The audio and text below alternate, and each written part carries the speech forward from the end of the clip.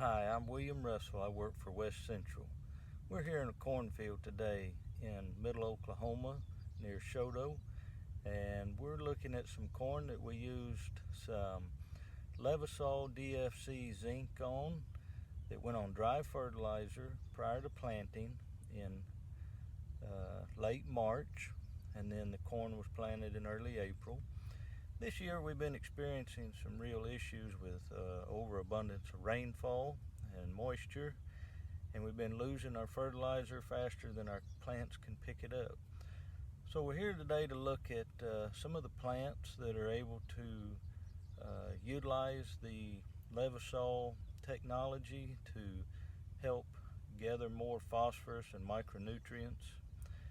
And then also in areas of the field we'll see where the soil type or the rainfall event caused more leaching, and so we're still seeing some good results from the Levesol in certain areas of the field, and then we're seeing some challenges where we feel like some of the fertilizer and Levesol are able to move down a little bit below the root zone, and so we're going to also try to follow up and see if we can watch that plant maybe gather that fertilizer down deeper later in the season. So let me get the camera off the holder and I'll take you through some of these where you can see a little bit more about what's going on.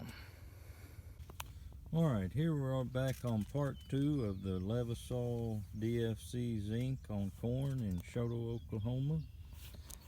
You can see here I pulled a couple of plants to get an idea of root systems. We're getting a good root system development, and we're also looking at the plant is about 6 foot tall, and then when you move over to some other areas in the field, you can look out there and you can see how much variability we have in size and green color.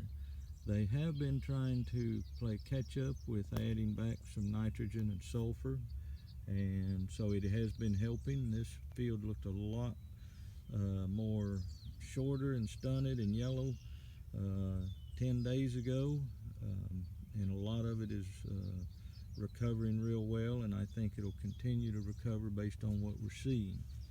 So we look at the Levesol in some of these areas, and it looks like there to the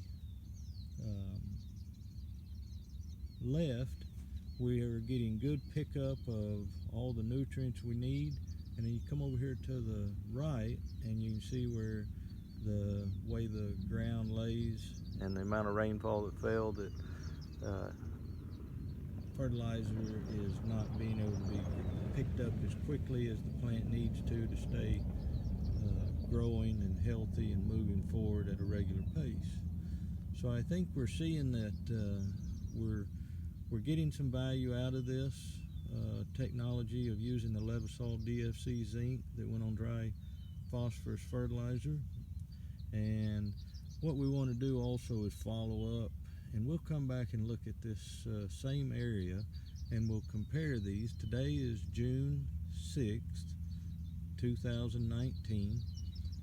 And so we'll come back in maybe a couple of weeks, and then towards the end of the season when we're setting cobs and kernels and building grain, this will most likely go to silage for use in a dairy operation, but they may also utilize it for grain depending on what their needs are. So we'll come back and we'll do a part 3 here later on.